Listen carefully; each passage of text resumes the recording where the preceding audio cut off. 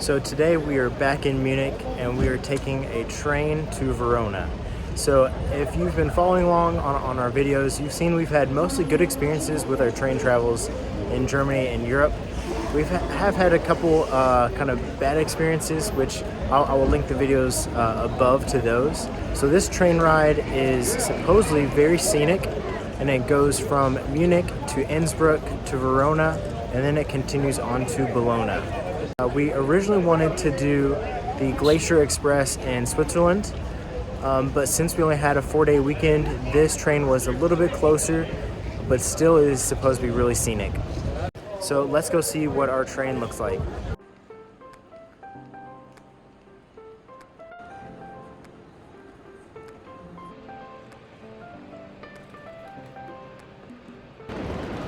So this train line is EC83, so that's Eurocity 83, and we booked second class tickets for the way down to Verona and first class tickets on the way back, so that way we can compare the difference between first class and second class. On the way down to get first class, it was an additional like 140 euros, but on the way back it was only like 30 euros difference. Okay, so these are our seats in second class. We do have outlets on board so that you can charge all of your devices. And there's also lots of room to put your luggage up top. So one reason why we wanted to do a train instead of fly is because, if you may not know, Maria is pregnant and she's due next month in March. So after a certain time period, you're not allowed to fly if you're pregnant.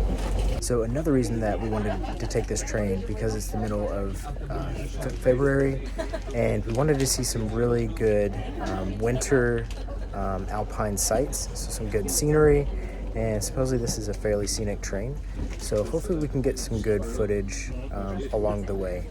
So we did reserve seats, and I'm glad we did, because right now the train is starting to get pretty crowded as people are trying to get on and find open seats. Although when we reserve seats, we couldn't really pick which exact seats we get. We just, requested to be in an area with like a 4-seater with a table, or in a gallery or galley seating area, those small rooms.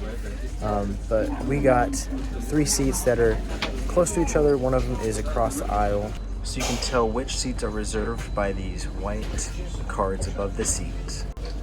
So in total, this trip should take us about 5 hours and 20 minutes.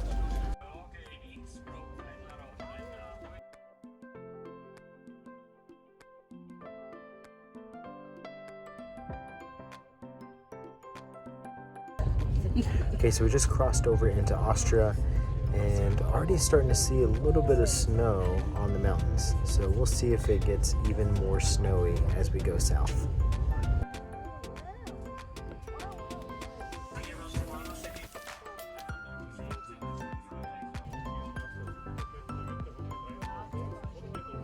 So I'm pretty sure this train does not have a dining car, because I've just walked about the whole length and I haven't found it.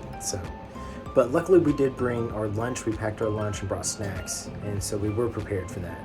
The train ended up having a food and drink cart that they brought through the aisles. A honey waffle. Did you get a honey waffle at the cart? Yes. Yummy.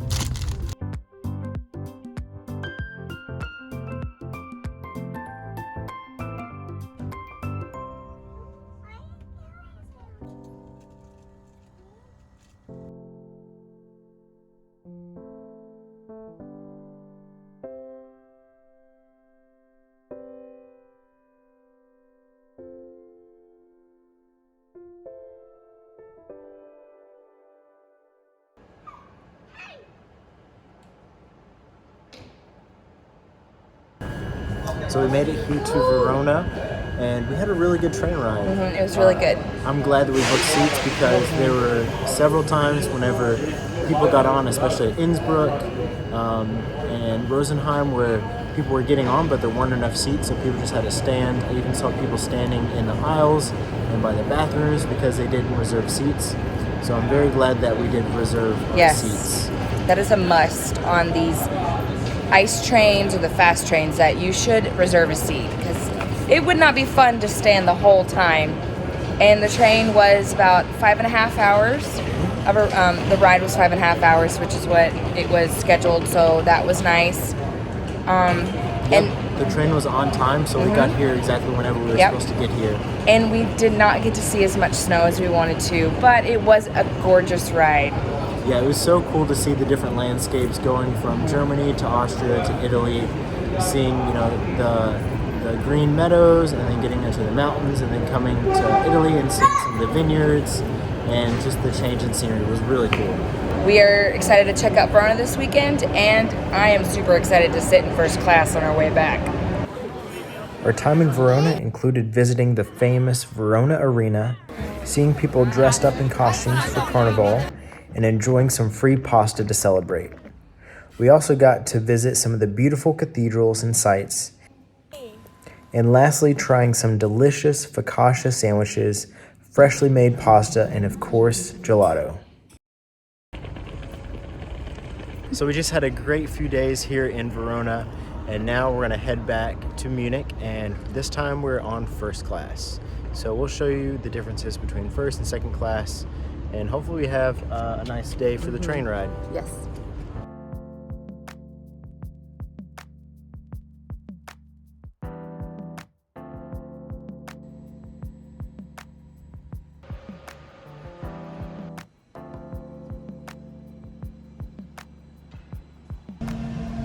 So this is the first class car. Okay, so these are what our first class seats look like. There are 4 seats in each of these cabins. A good amount of space on top to store your luggage. Table that folds out.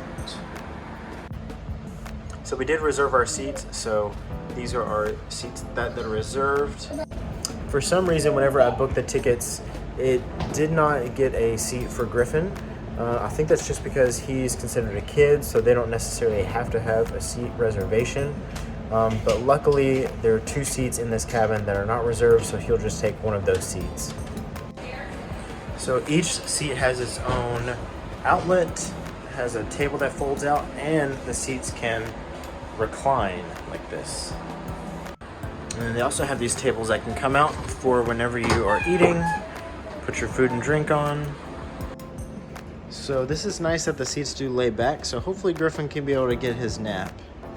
And in first class, there's like no one else here, so that's really nice because in Munich, pretty much all of the first class was full, and the whole train was really full. But today, there's hardly anyone, so it's really nice to just kind of have this area to ourselves. So the trains do have their own control for the temperature. Whether or not it works, I'm not sure, but you also can turn the lights on and off. So if you want to keep it, have it dark to take a nap. I think one of the best parts about having this first class cabin is that Griffin can play with his toys, and we don't have to worry about him being too loud and disturbing other people, because on the way down to Verona, the train was actually really quiet. So if Griffin was, you know, playing with his toys or talking too loud, it kind of made us feel like we were disturbing people. But now he can play with his toys, and we don't have to worry about that. Another thing that's nice is that we have more windows so that we can be able to look through this big window next to us, and then across the way we also have, through the door, we can look out those windows too, so we can get both sides. So this train doesn't have a restaurant car, but in our first class cabin they did include a menu, so they do have a snack cart that they bring around.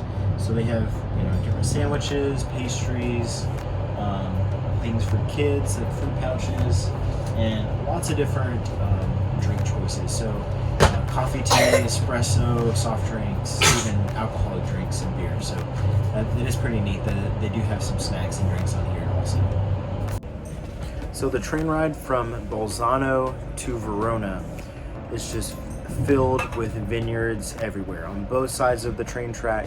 So that's really neat to see. Unfortunately, it's been kind of hazy the whole time we've been in Italy, but especially during the summer, to see all of the green grapevines would be really cool. One thing that we have just loved about this ride is seeing all the different churches and some castles situated on top of a hill or a mountain. It just makes it so magical and just makes the ride so much more enjoyable.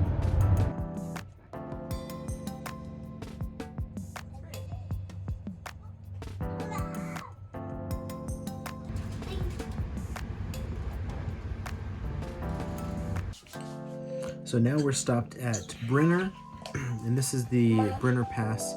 It's the highest point on this train line, and I think it's the highest point on the Austrian and Italian railway network.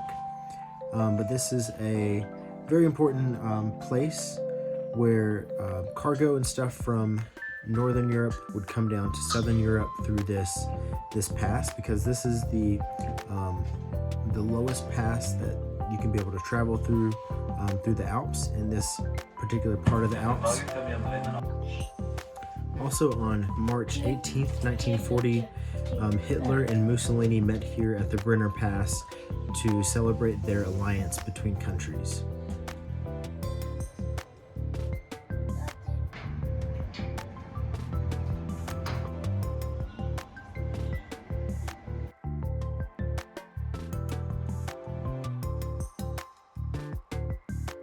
So we are back in Munich. The train is pulling into the station, and I think we had a really good experience in first class. So this was our first time trying first class on the train, and it was just so nice to have our own room to let Griffin play and not have to worry about disturbing other people. It really worked out. Even though he didn't nap on this trip, it would have been perfect with the seats being able to fold down flat for him to just take a nap. He was just too excited to play and see all the cool sights. Yeah, now he wants to take a nap, and we are getting off the train in like 10 minutes. So that's how it always happens with him. So I think it's worthwhile if you do have a family, if you do have small kids, if you can have your own cabin like we did, that would be perfect. If you are a person traveling by yourself, it may not be worthwhile for you to be in first class. The seats were more comfortable. It was nice to have your own outlet to charge your devices, but if you just have your headphones on and you're just gonna do your own thing, then I think second class is probably fine too. I think the scenery from this train ride was very good. It was incredible. Even though we didn't get to see a lot of snow like I was wanting to see, it was still a really beautiful train ride. Italy was kind of hazy, but up through Austria was incredibly beautiful. So that makes me think, if it was this beautiful in probably the ugliest time of year, then it would be incredibly beautiful during summer. Yes, and even spring and fall I feel like would be gorgeous. Also, this train was not even an ice train. This was an older train that I forget the name, Eurocity train or something, an EC. But that makes me want to try an ice train and see the difference between first class on it compared to what we experienced today. So maybe that'll be a future video. But thanks for watching. Don't forget to like and subscribe for more videos of our experience in Germany. Bye. Say like and subscribe. I subscribe.